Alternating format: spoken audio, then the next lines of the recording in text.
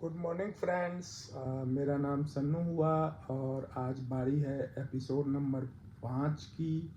और इस एपिसोड में मैं ये बताऊंगा कि एंजाइटी से इंसोम्निया की बीमारी कैसे होती है। तो इंसोम्निया मीन्स स्लीप डिस्टरबेंस, नींद की कमी, नींद ना आना टाइम से, और नींद टाइम से ना आना, नींद के टोटल टाइम में कमी आ जाना। तो इसमें से मैं सबसे पहले ये बताऊंगा कि आखिरकार एंजाइटी को और इंसोम्निया को कैसे आपस में रिलेट कर दिया गया है। इसलिए क्योंकि अगर आपको एंजाइटी है, स्ट्रेस है, आप ओवर थिंक कर रहे हो, आपके दिमाग में निगेटिव पैटर्न्स बन रहे हैं, निगेटिव थाट्स आ रहे हैं, हर चीज़ हो रहे हैं, देन ये होगा कि आपका जो स्लीप है वो हमेशा से डिस्टर्ब होगा ही होगा। आप एक अच्छे इंसान की तरह आप सो ही नहीं पाओगे। ठीक है। तो जहाँ तक कि मुझे याद है कि मुझे जब पहली बार पैनिक डिसऑर्डर हुआ था और एंजाइटी बढ़ गई थी, तो उस टाइम पे मैं 2-3 दिन 4 दिन तक मैं अच्छे से सो ही नहीं पा रहा था। मैं सोता था, लेकिन वही एक तो नाइट शिफ्ट की जॉब, तो रात भर तो जगना ही है।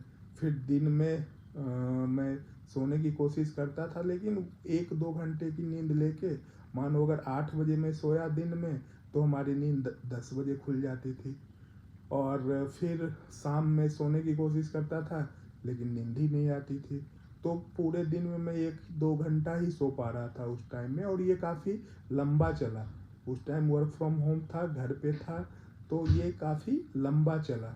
2-3 घंटे का ही स्लीप में ले पा रहा था। तो मुझे लगा कि ऐसे भी मैं कम नींद लेता हूँ, इस वजह से ये ऐसे हो रहा है। बट रियलिटी में मुझे ये नहीं पता था कि एक्चुअली में मुझे इंसोम्निया की बीमारी है, और इसको हमें हमें इमीडिएट जाके डॉक्टर से कंसल्ट करना चाहिए कि आप एक गुड स्लीप जो होता है वो 7 to 8 आवर्स का होता है, और आप ओनली 2 आवर्स का स्लीप ले रहे हो, तो इससे आपके ब्रेन पे बहुत ज़्यादा ही असर पड़ता है।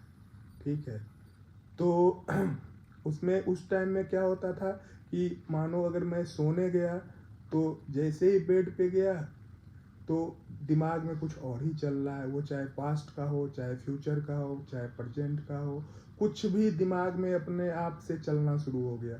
उसी पे ओवर थिंक होना शुरू हो गया, और यही सारी चीज़ें चलती रही। कभी कभी मैं तो इतना भी हो गया था कि 2-2 घंटे लगातार मैं सिर्फ पंखा ही देखता रहता था, फिर भी नींद नहीं आती थी। पूरा कमरा, लाइट वगैरह सब बंद है, फिर भी मैं सिर्फ पंखा देख रहा हूँ, और नींद का दूर दूर तक कहीं कुछ है ही नहीं। फिर स्टार्टिंग में उस टाइम पे क्या हुआ कि मैं बेड चेंज किया। मैं जिस बेड पे सोता था उसको छोड़ के मैं दूसरे बेड पे सोने लगा। तो एक दिन मुझे अच्छी नींद आ गई उस बेड पे। तो फिर मुझे लगा क्या कि कहीं बेड का तो दिक्कत नहीं है। फिर मैं उसी बेड पे सोने लगा। 2 दिन उस पर नींद आई सही से, तीसरे दिन से वहाँ भी वही हाल। तो फिर लास्ट में मुझे लगा कि अच्छा, ये हमें नींद की भी प्रॉब्लम है। तो फिर मैंने जाके डॉक्टर से बताया कि ऐसा ऐसा है, मुझे नींद की भी प्रॉब्लम हो रही है, नींद आ ही नहीं रही है। तो डॉक्टर ने बताया कि आपको एंजाइटी है, तो ऑब्वियस सी बात है नींद की प्रॉब्लम होगी ही। आप ओवर थिंक करोगे, आपके दिमाग में निगेटिव थाट्स आएंगे, ज़्यादा सोचोगे हर चीज़ के बारे में। इवन उन्होंने इस मेरे से ये पूछा कि ये बताओ बेटा कि हाँ, क्या तुम्हारे घर परिवार फैमिली में हर चीज़ सही चल रहा है? बोले हाँ, उसमें सारा कुछ सही है, कहीं कोई प्रॉब्लम नहीं है। तो क्या तुम्हें कहीं जॉब वगैरह ऑफिस में कहीं कोई प्रॉब्लम है, कुछ प्रेशर है, किसी चीज़ की चिंता है? बोले नहीं, ऐसा भी नहीं है। तो फिर किस बात की तुम्हें एंजाइटी है और नींद नहीं आ रही है? तो फिर तुम क्या सोच रहे हो? बोले वही तो मुझे समझ में नहीं आ रहा है कि मुझे किस बात की एंजाइटी है और मैं क्या सोच रहा हूँ। मैं तो कुछ सोच ही नहीं रहा हूँ, मेरा दिमाग मेरे कंट्रोल में है ही नहीं, वो खुद ही सोचा जा रहा है, और मुझे समझ में नहीं आ रहा है। तो डॉक्टर भी हंसने लगे। बोले चलो कोई बात नहीं, ऐसा होता है, हमारे पास तो तरह तरह के पेशेंट आते हैं और मुझे हर को देखना पड़ता है। तो उन्होंने क्या किया, मुझे वो समझाया कि वो डॉक्टर ऐसे हैं जो एक पेशेंट को 1 घंटा से ज़्यादा टाइम देते हैं, हर चीज़ समझाते हैं। तो उन्होंने मुझे समझाया कि बेटा, दिमाग में कुछ हार्मोन्स होते हैं, ठीक है, मानो कि जैसे खुशी रहने की या खुशी लाने की, एंजाइटी दूर करने के लिए एक सेरोटोनिन हार्मोन्स होता है, ठीक है। नींद लाने के लिए मेलाटोनिन हार्मोन्स होता है, ठीक है। तो ये दोनों का कॉम्बिनेशन चलता है। और तो जैसे ही आप रात में सोने जाते हो तो उस टाइम पे क्या होता है कि जो मेलाटोनिन हार्मोन्स होता है वो एक्टिव हो जाता है, वो निकलना स्टार्ट हो जाता है। तो वो वर्क कब करता है, जब आप बिल्कुल अंधेरे में हो। तो मानो आप बेड पे सोने गए, कमरा अंधेरा है, हर चीज़ अंधेरा है, आप सोने गए, लाइट ऑफ है, लेकिन आप फ़ोन की मोबाइल चला रहे हो, लैपटॉप चला रहे हो। तो लाइट जो है वो अभी भी कॉर्निया, आँखों की कॉर्निया से तो पास कर ही रहा है। तो दिमाग कंफ्यूज हो जाता है कि अभी दिन है या रात है। तो इस वजह से मेलाटोनिन जो हार्मोन्स है वो अपना काम बंद कर देते हैं कि अभी तो दिन ही है। दूसरी चीज़, मेलाटोनिन के लिए सेरोटोनिन का होना बहुत ही मस्ट है। तो ये इसकी लेवल अगर जब नीचे आ जाती है तो आपको एंजाइटी होना शुरू हो जाता है।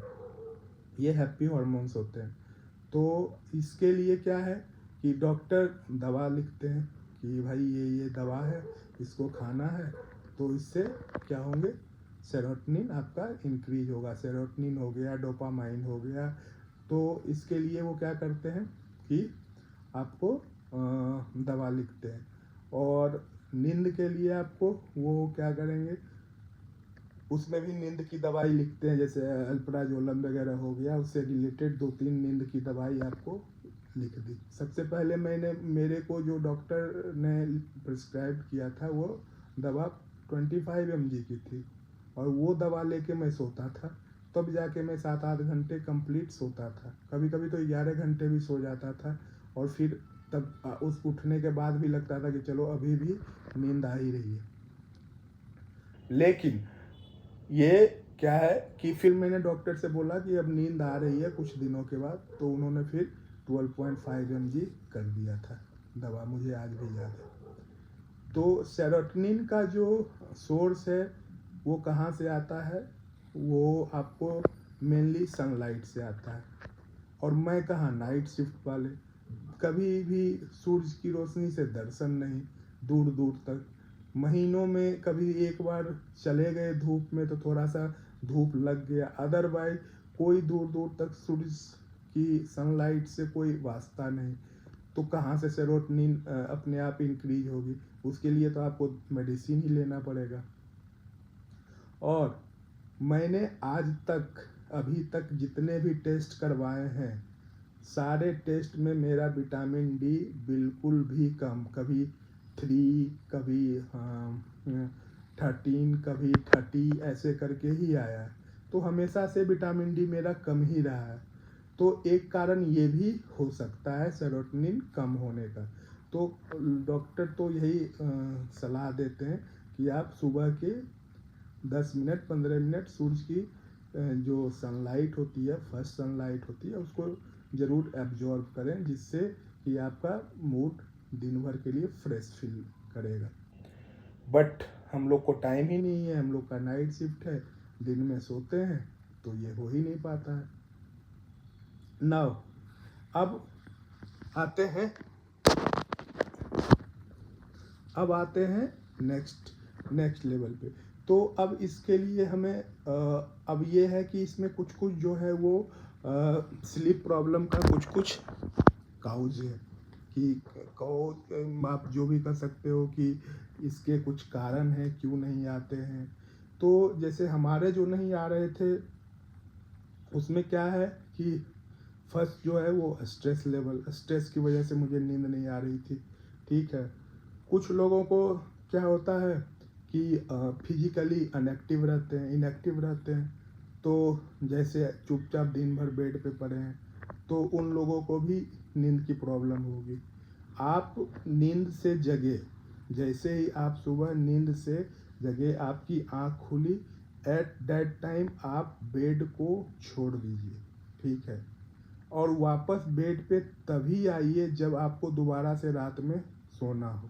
ये नहीं कि बेड पे सोए हैं, पड़े हैं, वहीं मोबाइल देख रहे हैं, वही लैपटॉप देख रहे हैं, बेड पे ही खाना खा रहे हैं, हर चीज़ बेड पे ही कर रहे हैं, तो सारा दिन बेड पे ही पड़े रहेंगे।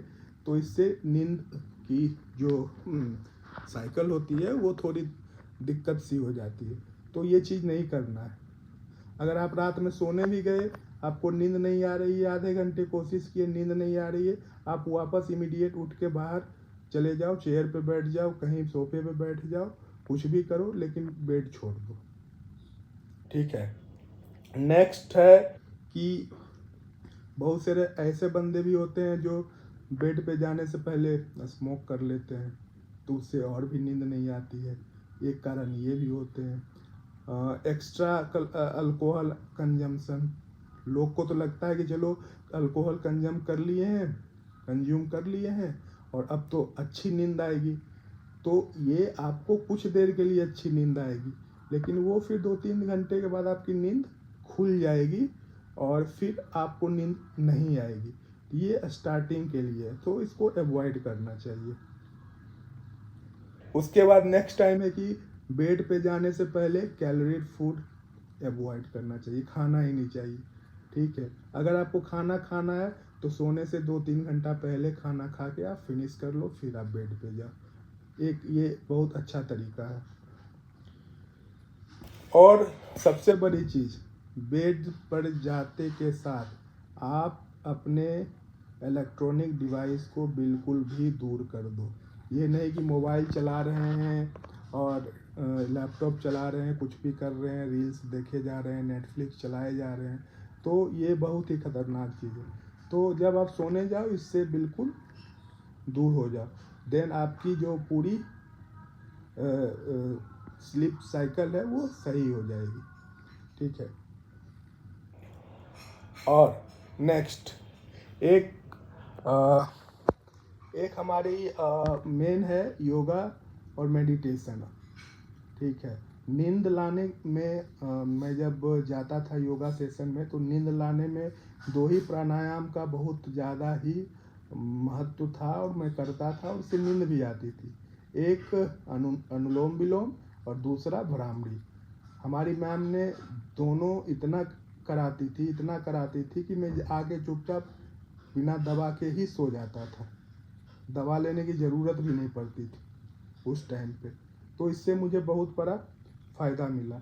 एक और फ़ायदा था मुझे, कई लोगों ने बताया कि नींद के लिए अश्वगंधा का यूज करो, और वाकई में ये फ़ायदेमंद है। दूध के साथ अश्वगंधा लो, एक तो अश्वगंधा की टैबलेट भी आती है, ठीक है, तो आप उसको दूध के साथ यूज करो, वो भी बहुत काफ़ी फ़ायदेमंद करेगी और आपको उसमें नींद लाने में बहुत ही हेल्प करेगा, ठीक है। तो ये चीज़ है। और लास्ट चीज़ है कि आप अपने एंजाइटी और स्ट्रेस, इसको जितना ज़्यादा से ज़्यादा आप मैनेज कर सकते हो, दिमाग से जितने भी निगेटिव थाट्स हैं उसको निकाल सकते हो, निगेटिव पैटर्न्स बनने ही ना दो। किसी भी पास्ट फ्यूचर प्रेजेंट किसी के बारे में सोने समय सोचो ही मत, चुपचाप सो जाओ, तो ये ज़्यादा बेहतर है। तो नींद लाने का एक और ये तरीका है, ठीक है। तो मेन इंसोम्निया यही है, इसी को इंसोम्निया कहते हैं, स्लीप डिस्टर्ब हो जाना, ठीक है। और इसको हम कई प्रकार से ठीक कर सकते हैं, चाहे आप योगा से कर लो, चाहे आप कुछ दिन दवाई लेके कर लो, ठीक है, या फिर आप कुछ कुछ चीज़ों को जो मैंने बताया उस चीज़ से भी आप इसको सही कर सकते हो। तो फिलहाल के लिए इस वीडियो में इतना ही। नेक्स्ट एपिसोड के वीडियो में कुछ और नए जानकारी के साथ मैं वापस आऊँगा। फिलहाल के लिए धन्यवाद, थैंक यू।